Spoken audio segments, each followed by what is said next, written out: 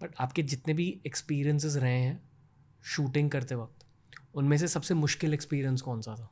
मैं घंटों तक बात कर सकती हूँ रणवीर इसके नहीं, कोई बारे में। एक एक्सपीरियंस स्टैंड आउट कि यार ये क्यों हो गया, क्योंकि जो मैंने आपको पहले भी कहा कि योर कंटेंट इज डिसकम्फर्टिंग, और इस वजह से मैं आपका फ़ैन हूँ कि आपने मेरे खुद के थॉट्स को चैलेंज किया है.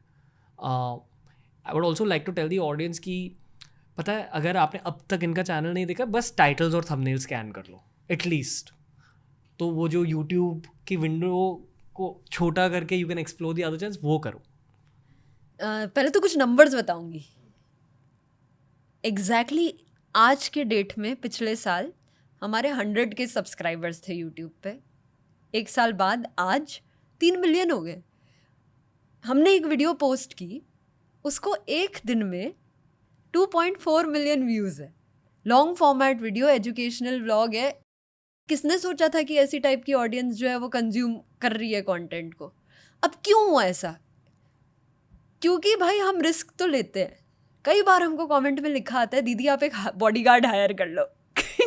दीदी आप अपनी सेफ्टी का ध्यान लेना, कल अगर दीदी को कुछ हो गया ना तो समझ जाना कि किसकी वजह से हुआ है.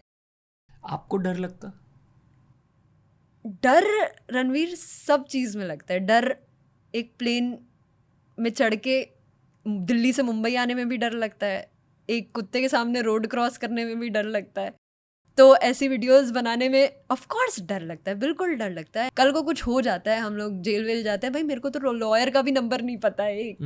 पर अगर आप वो काम नहीं कर रहे ना जिसमें डर ना लगे, एक टाइम के बाद anyone who is the best in what they are doing, उसको डर लगेगा. मतलब अगर कुछ हो नहीं रहा तो मतलब तुम्हारा काम मायने ही नहीं रखता. कमिंग बैक कि कौन सा इंसिडेंट जिसने बदल दिया. दिल्ली, मैं 20 साल दिल्ली में रही हूँ. दिल्ली हमारे कंट्री की राजधानी है, ठीक है. दिल्ली का कचरा, सारा कचरा जाता है एक डंपिंग ग्राउंड में. जिस डंपिंग ग्राउंड के एकदम साइड में दिल्ली का सबसे बड़ा मीट मार्केट, दिल्ली का सबसे बड़ा सब्जी मंडी, दिल्ली की सबसे बड़ी फ्लावर मार्केट, दिल्ली की सबसे बड़ी डेयरी है, ठीक है. मतलब दिल्ली में जो भी पिज्ज़ा बर्गर में चिकन डल रहा है, जो भी दूध आ रहा है वो वहाँ से आ रहा है. हम पहुँच गए अपना कैमरा लेके वहाँ पे. वो माफिया इतने बड़े थे कि उन्होंने सीधे आके मेरा हाथ पकड़ा, वीडियोस डिलीट की और मेरे वीडियोग्राफर को मारने लग गए. ये कचरे का माफिया? कचड़े का माफिया है. माफिया है ही क्यों, ये भी समझाइए. हाँ, good question. Let me think about it. I haven't thought about it, but let me spitball my ideas here. कि जब आबादी बहुत ज़्यादा होती है ना, तो लोगों को पावर में आने के लिए कुछ ना कुछ जरिया ढूंढना पड़ता है. तो इंडिया में तुम देखोगे तो हर चीज़ का एक माफिया होगा. सैंड तक का माफिया है जो कि सैंड को बेच के कमा रहा है. कचड़े को बेच के, हम लोग जब उस डंपिंग ग्राउंड में गए तब हमें पता चला कि एक प्लास्टिक की थैली जो है वो 10-10, 20-20 रुपए में बिक रही है. तो वो कचड़ा नहीं है, वो सोना है भाई. सबके लिए वो गोल्ड है वो. और वो जो हैं, जो लोग उस चीज़ को कंट्रोल कर रहे हैं, वो अपने अंडर लोगों को ले सकते हैं क्योंकि आबादी इतनी है. क्या होता है कि कचड़े के उसमें स्पेसिफिकली बताती हूँ कि जो लोग कचड़ा बिनते हैं, वो बिन के उसको कुछ रुपए में बेच देते हैं. मैंने 4 प्लास्टिक के थैले इकट्ठे किया, उसको मैं कहीं जाके बेच दूंगी रिसाइकल वाले को, और वो मेरे को 10-20 रुपए दे देगा. अब माफिया जैसे ही आता है, वो क्या करता है कि वो सारा जो मैंने कलेक्ट किया है वो खुद ले लेता है और मेरे को 10-20 की जगह 10 रुपए दे देता है और बोलता है जा. वरना वो मेरे को अलाउ ही नहीं करता वहाँ से लेने में. तो माफियाज जब मीडिएटर्स की ज़रूरत पड़ जाती है ना, जब आबादी इतनी बड़ी हो जाती है, तब आते हैं, मेरे को ऐसा लगता है. उस दिन क्या हुआ? मैं, मेरा वीडियोग्राफर और मेरी प्रोड्यूसर गए थे. मेरी प्रोड्यूसर थोड़ी देर के लिए दूर गई. मैं और मेरा वीडियोग्राफर बस एक खुले पार्क में शूट कर रहे थे.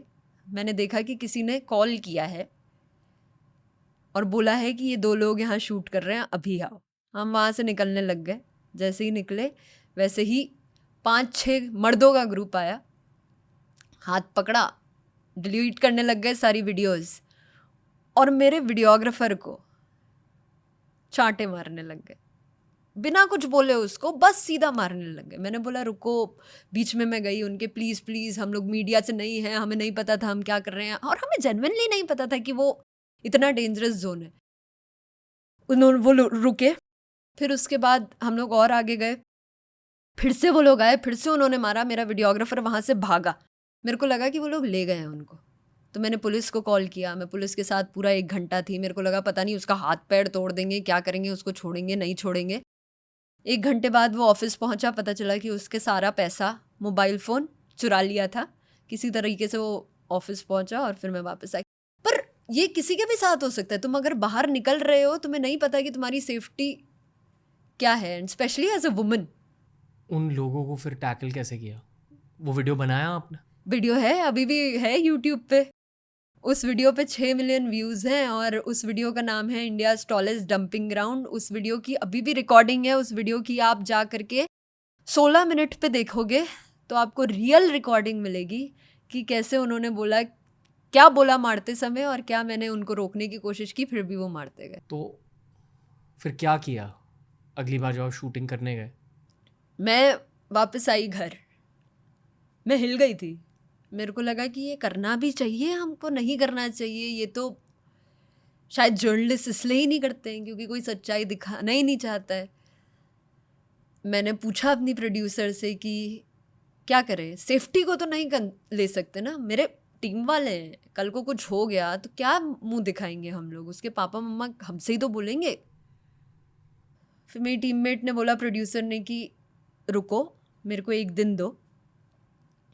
और वो इतनी स्ट्रॉन्ग सिस्टमैटिक वुमन है, उसने 10 NGOs के नंबर निकाले और फिर हम लोग फिर से गए वहाँ पे। इस बार NGO के थ्रू गए। किसके साथ? NGO के पर्सन ने हमारे साथ थे पूरे शूट के दौरान।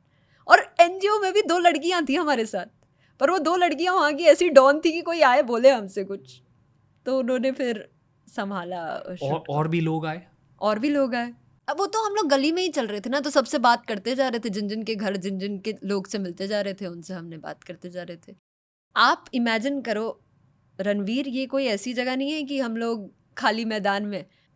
इंडिया की गलियां ऐसी हैं कि आप इतने से एरिया में जाएंगे, आपको हर 1-1 फीट में घर दिखेंगे, लोग दिखेंगे, बहुत भीड़ दिखेगी। तो वो हम बात करते गए वाली चीज़ थी। ऐसा है वो सीन। पर उस दिन कोई नहीं आया? उस दिन तो कोई नहीं आया। उस दिन तो समझ ही नहीं आया क्या करें अब, कि क्या किसको कॉल करें। मेरे मम्मा पापा कहती है कि तुम जो काम कर रहे हो ना, उसमें तुम्हें पॉलिटिकल बैकिंग या फिर स्ट्रॉन्ग पुलिस बैकिंग या लॉयर बैकिंग, जिन लोगों का दबदबा हो वो चाहिए। Do you agree? चाहिए चाहिए चाहिए, क्योंकि अभी भी तुम देखोगे तो कई जो ये काम बिना इन्फ्लुएंशियल सपोर्ट के नहीं हो सकता। ये काम बहुत रिस्की है। वरना किसी ने रीच आउट करा है अब तक? बहुत लोगों ने, पावरफुल पीपल, बहुत गवर्नमेंट्स ने। इस वीडियो के जाते ही हमें कई सारी गवर्नमेंट्स के कॉल आए कि आप हमारे यहाँ आइए, हम ये बनाएंगे, हमारे यहाँ आइए, हम ये बनाएंगे। पर मेरे को ये बताना है सब लोगों को कि ये एक सरकार की प्रॉब्लम नहीं है। जो भी हम लोग जिस भी गली स्लम, जिस भी पिछड़े हुए इलाके में जाते हैं ना, वो ऐसा नहीं है कि अभी वाली सरकार ने उसको पूरा निगलेक्ट कर दिया है। उसको सालों से सरकार ने निगलेक्ट किया है, तभी तो वो इस कंडीशन में आके रुके हैं। आज़ादी के टाइम से, आज़ादी के टाइम से, चाहे वो कांग्रेस हो, बीजेपी हो, आप हो, कम्युनिस्ट पार्टी हो, बहुजन पार्टी हो, सब ने एक सेक्शन ऑफ हर सिटी में एक गेटो बन जाते हैं। गेटो से मेरा मतलब है कि एक पिछड़े हुए लोग एक जगह पे फेंक दिए जाते हैं और फिर कोई सरकार नहीं देखती उसको, बस इलेक्शन के टाइम पे जाके अपने थप्पे लगा देती है, वॉल में अपना पोस्टर लगा देती है, 2-4 नारे गिन देती है, उसके बाद कुछ नहीं बदलता। वो लोग भी ये जानते हैं, वहाँ के रहने वाले? बिल्कुल जानते हैं। कोई इंटेंशन है कि वहाँ से निकलना है? और किस नज़रिए से देखते हैं खुद के फ्यूचर को? इंडिया की सबसे ख़राब बात यह है कि हमने कुछ ही सिटीज़ को डेवलप किया। हमने सोच दिया कि हमारी पूरी ज़िंदगी मुंबई जाके बेटर हो जाएगी, दिल्ली जाके बेटर हो जाएगी। तो लोग जो हैं वो कई सारे यूपी से, गुजरात से, बिहार से सब माइग्रेट करके दिल्ली और मुंबई पहुंच गए, ये सोच के कि बस अब मेरी ज़िंदगी अब ठीक हो जाएगी, अब मैं अपने घर वालों को पाल दूंगा, अब मैं 5 स्टार में रह लूँगा, मैं हाई राइज में रह लूँगा। वो आता है यहाँ पे, वो इतने छोटे से कमरे में एक एंट की तरह, चींटी की तरह फंस जाता है और फिर यही काम ढूंढता है। उसी साइकिल में ऐसा फंसता है कि एक टाइम बाद उसको रियलाइज़ होता है कि भाई मेरे घर की खेती ज़्यादा बेटर थी इससे। अभी जब मैं आ रही थी, आप ही के ड्राइवर बोल रहे थे कि मेरे को मुंबई नहीं पसंद।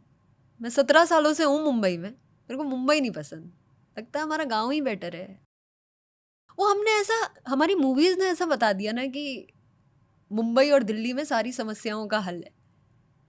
पर कितना देखेंगी ये सिटीज़ भी, ये सिटीज़ इतनी ओवर क्राउडेड हो गई हैं। पानी की हमारी बेस्ट, इंडिया की best cities are the worst to live in currently. चाहे आप पोल्यूशन की बात कह लो, चाहे आप नेचर से कनेक्टिविटी की बात कह लो, ट्रैफिक की बात कह लो,